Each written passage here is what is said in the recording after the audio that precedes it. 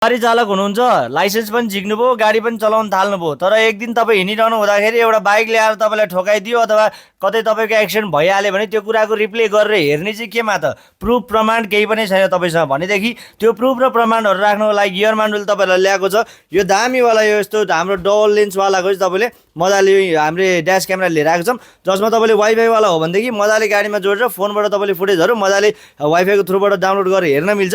यहाँ सानो तपाईँको यत्रोवाला स्क्रिन पनि हुन्छ र तपाईँको साइडमा मेमोरी कार्ड हाल्न मिल्यो, माइक छ, त्यसपछि तपाईँको रेकर्डिङको रिसेटको अप्सन सबै यहीँ छ। तपाईँले मजाले यसको ज्याक लगाएर तपाईँले टाइप सीको केबल जोडेर तपाईँले सबै यो गाडी बाइक बस सरी बाइकमा त होइन कि बस टिफर गाडी कार सानो ठुलो सबमा हाल्न मिल्ने गरी चाहिँ तपाईँले पछाडिको ब्याक रियर क्यामेरा सहितको तपाईँले यति लामो तारको झुप्पै पाउनुहुन्छ र तपाईँले अर्को पनि तार पाउनुहुन्छ। यो तपाईँले चाहिँ यो गाडी यो क्यामेरालाई लाइन दिनेवाला यो चाहिँ अर्को लामो केबल हो, तपाईँले त्यो तल डकमा जोड्नको लागि यो ओटिजीको डक पनि सबै यहीँ पाउनुहुन्छ र सबै सामान चाहिँ यहाँ मजाले सबै नै यहीँ दिएको हुन्छ।